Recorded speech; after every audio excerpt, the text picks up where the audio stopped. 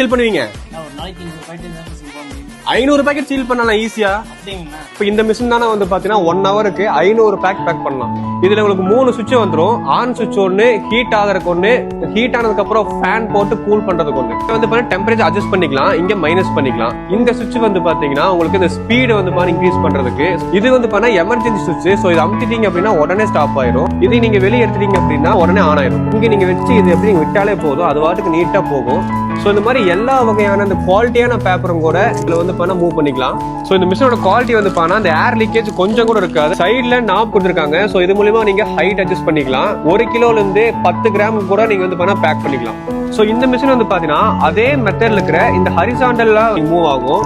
இதுலயுமே அதே மாதிரி இந்த குட்டி குட்டி பேக்கெட்ல இருந்து பெரிய பெரிய பேக்கெட்டை நீங்க பேக் பண்ணிக்கலாம். சோ இந்த மாதிரி சீலிங் மிஷின் உங்களுக்கு வேணும் அப்படின்னா கீழே இருக்கிற கான்டாக்ட் நம்பர் கால் பண்ணிக்கங்க. இவங்களே நிறைய மிஷின் சேல் பண்ணிட்டு இருக்காங்க. கம்பெனி நேம் கேஸ்ப்ரோ, கோயம்புத்தூர் லொகேட்டா இருக்காங்க. ஆனா பாய் சொல்லிருங்க. Bye bye.